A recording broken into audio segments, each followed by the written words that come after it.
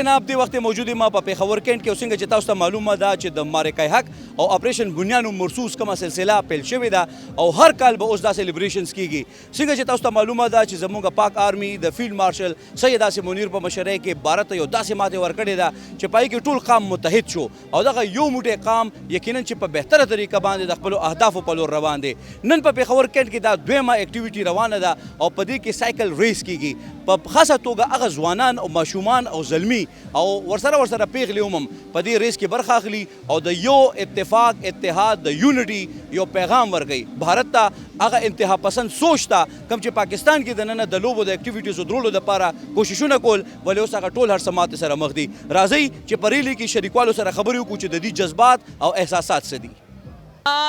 Markai Haq, this cycling rally, that was a fabulous event, really well organized, and it's really healthy for the mind, healthy for the body, and I really appreciate it. And it should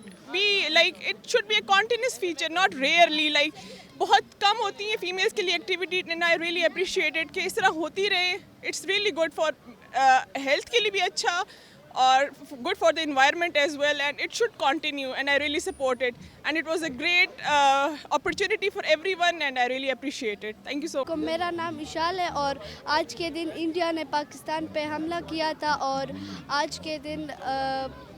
आज का इवेंट बहुत अच्छा गया और आज हमने rally race भी किया है और बहुत मज़ा आया है। और आज के दिन हमारे पेशावर कैंट में मार्के हक का इवेंट होस्ट किया गया है जिसमें हम साइकिलिंग रैली कर रहे हैं, हमें बहुत मज़ा आया। पाकिस्तान जिंदाबाद, पाक फौज पाइंदाबाद। अस्सलाम वालेकुम, मेरा नाम इशाल ज़ारा है और आज के दिन पाकिस्तान ने इंडिया से जंग जीती थी और ये दिन हमारे लिए बहुत स्पेशल है। इस दिन हम लोग साइकिलिंग चलाते हैं, फंक्शंस करते हैं। जी जनाब څنګه چې تاسو وکړه چې دلته کې هر چا خپل جذبات او احساسات څرګند کړه دا بالکل بام ته رسیدلی دي او یقینا چې دا احساسات د هر پاکستانی په زړه کې دي دا خوره زمون خوره ده دا خوره د اقبال او د قائد اعظم خوره ده او چې کله دې ته څوک هم په خیرن نظر یا په کوږ نظر د کتو کوشش کوي همدغه شانتې ماته سره به مخ کېږي څنګه چې بھارت نن مختورن دی یقینا چې دغه جذبات دغه احساسات کوم چې په پیښور کې د نن د ګلونو خار پیښور کې موجود دي دا په پوره پاکستان کې دي او د پوره پاکستان د نن د مارکای حق او اپریشن بنیان مرصوص دغه جذبه هر زړه کې موجوده ده او دا غورځنګونه وي د سونو اف ام ریډیو نتورک د پاره خسته رحمان